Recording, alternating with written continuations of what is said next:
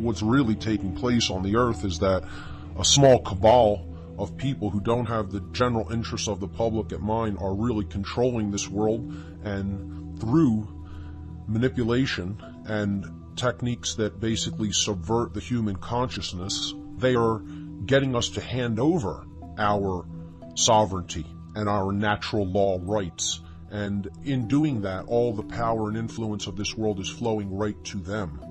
And people don't understand how this works because they don't really know enough about themselves. Ultimately, all knowledge that is really a solution to this problem is self-knowledge. What their main aims are is to put the human population into a trance-like state that resembles sleep, that resembles hypnosis, and basically bring in a completely closed society or a police state. And they're very close to achieving this objective. I believe they've partially have achieved it and brought in a soft police state, which is what we really have now. They want this to be a globalized, centralized dictatorship. There are two ways to be fooled. One is to believe what is not true, and the other is to refuse to accept what is true. And that's the decision that humanity basically faces. You usually fall into both of these, and people believe all kinds of nonsense and refuse to accept the truth. And that's why we're in the mess that we're in.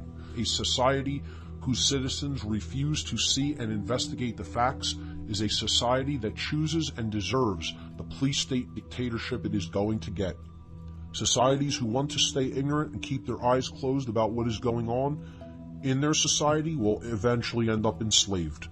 And that's just how it works. People who want their ignorance deserve the dictatorship they're going to get. It is richly earned by them. They have chosen it of their own free will. There are people who think they're God. People who think that they control the actions of other people who aren't really breaking any natural law or violating the natural law rights of others. In fact, that's what the governments, police forces, and militaries of this world do every single day, is violate natural laws we'll get to. So true freedom is external anarchy, the falling away of the chains that have for so long bound this planet. True freedom, no external rulership of others. And that's what a police state is. People who think they have the right to do this stuff, and they don't, and they never will get that right.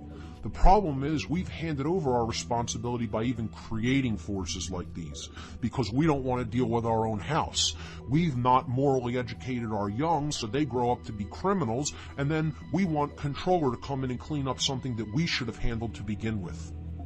Education is really ultimately the key, and not trying to put together forces of controllers to save ourselves from our own ignorance.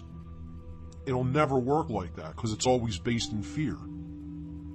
So when we hand over our natural law right to use force to another individual, group, or entity, we have abdicated our personal responsibility, and our personal responsibility is really the foundational basis for the discovery and the understanding of natural law. Those who would give up essential liberty to purchase a little temporary safety deserve neither and will lose both. You give up your liberty because you want to be safe, you're going to lose both your liberty and your safety. And that's what's happening in our society. They must find it difficult, those who have taken authority as truth rather than truth as authority, because ultimately what this is all about is free will. And it's about free will whether to go along with the system or to refuse to cooperate with a system that's enslaving people. And ultimately it's about whether to follow along with natural law principles or whether to ignore them. And we're going to see what results when we do those things. I don't really think enough people understand what's really going on as far as mind control is concerned. You don't hear them bringing this up in other events. You see a small core group of people that do understand it and grasp it, but it's a tiny amount in comparison to the numbers of people that do even belong to these activist groups. And while this is one of the best activist groups in the area, the majority of their membership do not really grasp the dynamic, again, about the human psyche, the occult. They don't think there's anything occult happening. They don't believe in the occult. They don't believe in mind control, period. A lot of them think it's all political, financial motivations that have largely to do with greed. And they don't understand that this is about the human soul, is what this is about, folks. This is about the human soul. Let's make no mistake about it. Let's put it right out on the table in very clear and easy to understand terms that mince no words. This is about the human soul. And the problem with most people is they don't believe in the human soul. They think that this is a biological machinery, is what we are. And they think the only thing that's motivating the factors that are going on that we don't like is greed. Well, it's about so much far beyond that, okay? That's one of the symptoms. That's not the root thing that's going on. That's not the root factor, okay? That's one of the vehicles for this control.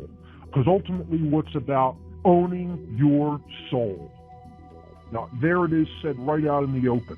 And that takes place through the control of the human mind. That's how that takes place.